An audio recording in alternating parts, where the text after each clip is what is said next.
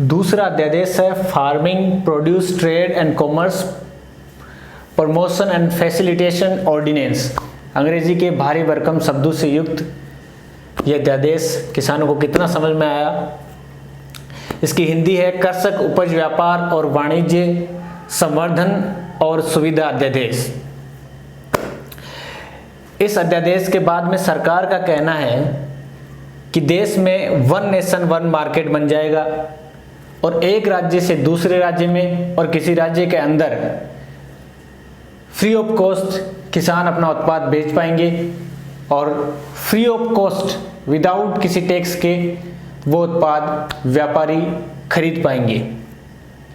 अब इसमें किसानों का विरोध ये है, किसान कहना चाह रहे हैं कि, और इससे एक और इफेक्ट सरकार बता रही है, वो ये है कि जो एपीएमसीज है, एपीएमसीज का मतलब हुआ एग्रीकल्चर प्रोड्यूस मार्केटिंग कमेटी, कृषि उपज विपणन समितियां, जो हर जिले में या हर तहसील में बनी हुई है, जहां पे किसान अपना सामान ले जाता है और वहां पे व्यापारी खरीदते हैं, उसका कुछ फिक्स टैक्स है और इस तरह से वहां पे कृषि सामानों का लेन देन होता है।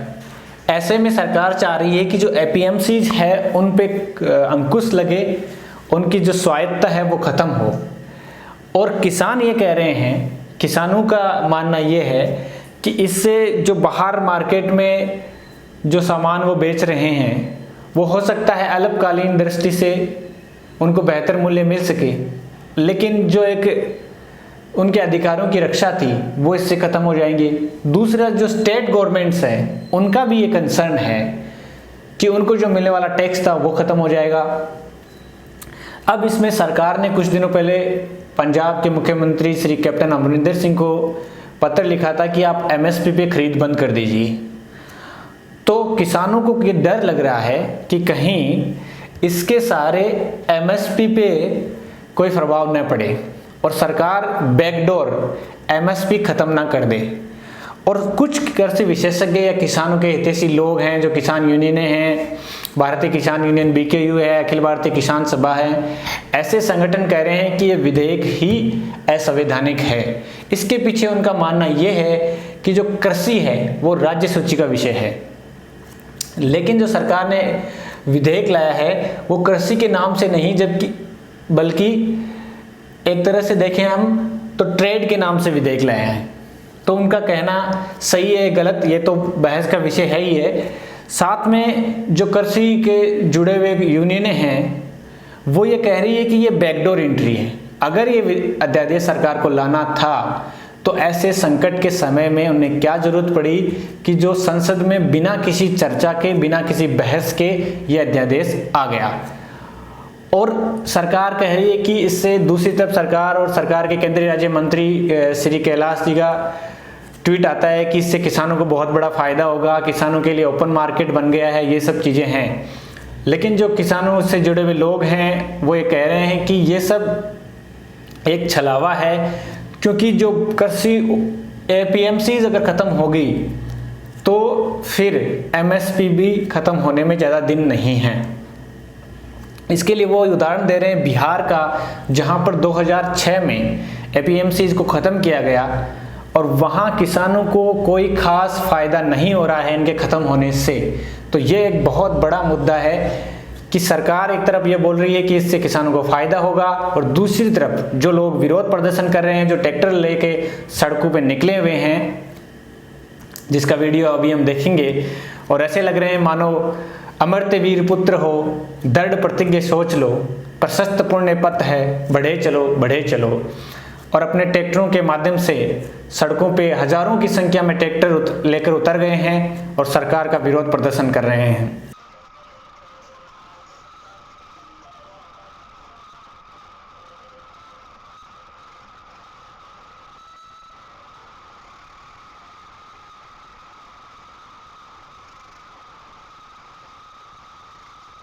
तीसरे अध्यादेश पर the farmers empowerment and protection agreement on price assurance, मूल्य आश्वासन एवं कृषि सेवाओं पर किसान सशक्तिकरण और सुरक्षा समझौता अध्यादेश। ये अध्यादेश ये कहता है कि किसान किसी भी बड़े बिजनेस ग्रुप के साथ या व्यापारियों के साथ मिलके कॉन्ट्रैक्ट फार्मिंग कर सकते हैं। ऐसी कृषि जिसमें आप व्यापारियों के साथ पहले कॉन्ट्रैक्ट करेंगे और इसमें 6 महीने का, 12 महीने का या 5 साल तक का कॉन्ट्रैक्ट आप कर सकते हैं। उसमें आपके बीच, कृषकों के बीच और व्यापारियों के बीच एक समझौता होगा, जिसके अंतर्गत आपको हेक्टर वाइज या फिर जैसे भी आपके कृषि के जो मानक है उसके आधार पर आपका एग्रीमेंट होगा और उसके आधार पर आप एक तरह से अपने खेत को लीज पे रख रहे हैं और उसके माध्यम से व्यापारी फिर आपको आपके फसल का अंत में मूल्य दे देंगे जब वो आपसे उत्पाद लेंगे, और इस दौरान आपको बीज उपलब्ध करवाना और बाकी सारे खर्चे वो व्यापारी उपलब्ध करवाएंगे। एक तरह से आपको सिर्फ काम करना है, उत्पादन करना है और अपना उत्पाद व्यापारियों को बेचना है। अब इसमें क्या हो रहा है कि सरकार क्या कह रही है कि किसानों को फायदा होगा, क्योंकि उसके जो खर्चे हैं किसान के वो कम हो जाएंगे और खर्चों को जोड़कर कंपनियां आपको, जो सरकार का लक्ष्य था 2022 तक, वैसे इसको 2024 कर दिया है कि किसानों की आय दुगुनी की जाएगी, उसमें एक महत्वपूर्ण भूमिका ये एक्ट अदा करेगा।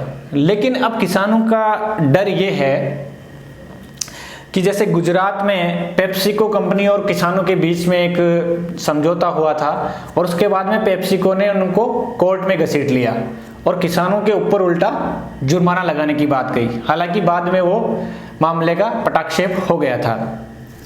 तो किसानों को डर है कि इस तरह से तो बड़े कॉरपोरेट हाउस उनकी ज़मीनों पे एक तरह से कब्जा कर लेंगे और वो जो फ्यूडलिज्म, जो जमींदारी का दौर था, वो वापस आ जाएगा। ऐसे में सरकार और किसानों के बीच में जो ये असमंजस्य की स्थिति बनी हुई है, जो विरोधाभास है, उस वजह से ये किसान हजारों की संख्या में ट्रैक्टर्स लेकर निकले हैं। अब इसमें महत्वपूर्ण बात ये है कि किसान कह रहे हैं कि सरकार ये सारे अध्यादेश छद्म रूप से WTO के दबाव में ला रही है और एक तरह से उन्होंने सब्सिडीज को कम करने का निर्णय ले लिया है अंदर खाने। सिर्फ ये बात बाहर नहीं आ रही है और किसानों से जुड़े हुए संगठनों और किसानों की चिंता ये है कि कहीं उनकी सब्सिडीज खत्म नहीं कर दी जाए। अब इस पर सरकार से किसान जवाब मांग रहे हैं। किसान कह रहे हैं कि उन्हें विश्वास में नहीं लिया गया, उनसे जुड़े हुए संगठनों से चर्चा नहीं की गई। अब इस बात में कितनी सच्चाई है, कितना झूठ है, यह तो आने वाले समय में पता लगेगा। लेकिन सबसे महत्वपूर्ण बात जो हो जाती है वो अब यह है कि सरकार को इस मुद्दे को सुलझाने के लिए क्या करना चाहिए। सबसे पहली बात तो यह है कि जो किसान संगठन है या उनसे जुड़े हुए लोग हैं, उनको एक मंच पे लाके उनसे बात की जाए। दूसरी बात यह है कि अध्यादेश को समझाने के लिए विज्ञापनों का या फिर इस तरह के माध्यमों का सहारा लिया जाए जिससे लोगों को स्थिति स्पष्ट हो सके। और तीसरी महत्वपूर्ण बात यह है कि राज्य सरकारों से भी बात की जाए, क्योंकि कृषि राज्य सूची का विषय है और इसके ऊपर सिर्फ केंद्र सरकार का नियंत्रण नहीं है। और चौथी बात जो महत्वपूर्ण हो जाती है वो ये है कि किसानों के अधिकारों की रक्षा का भी उनको वचन मिलना चाहिए, क्योंकि अभी तक जो इस अध्यादेश में है वो ये है कि जो कॉन्ट्रैक्ट फार्मिंग होगी उसमें आगे हायर कोर्ट में नहीं जा सकते। SDM और जिला कलेक्टर लेवल पे ही उनका अगर कोई विवाद होता है तो उसका निपटारा होगा। इस तरह से बहुत सी चीजें हैं जिनको लेकर किसान आशंकित है और इस समय देश के लिए, किसानों के लिए और सरकार के लिए हित में होगा कि तीनों स्तर पे लोगों से बात की जाए, छोटे किसानों से, मझोले किसानों से और राज्य सरकारों से, ताकि इस समस्या का हल निकले। और जो कृषि देश को इतना कुछ दे रही है, अभी कोरोना के इस दौर में खाद्यान्न संकट उत्पन्न नहीं हुआ, उसका सबसे महत्वपूर्ण कारण यही है कि FCI के पास लगभग इस साल का मिला के 100 मिलियन टन खाद्यान्न सामग्री का स्टॉक है। तो ये हमारे किसानों के लिए हमें धन्यवाद ज्ञापित करना चाहिए। और अभी एक थोड़े दिन पहले एक सर्वे आया था आर्थिक सहयोग एवं विकास संगठन का, और उन्होंने बताया कि लगभग 45 लाख करोड़ का किसानों को पिछले 15 सालों में नुकसान हुआ है। उनकी जितने उपज के दाम मिलने चाहिए थे उतने नहीं मिले। लेकिन वो बात तो भूल जाइए, इस समय जो मेन किसानों के लिए सोचने का विषय है वो ये है कि असंतुष्ट किसानों को किस तरह उनसे बात की जाए, उनकी बात को सुना जाए, और जो एफसीआई पीछे खिसकने का प्रयास कर रहा है कि अपनी जिम्मेदारियों से, उस पर भी पुनर्विचार करने की जरूरत है। धन्यवाद। जय हिंद। राम राम।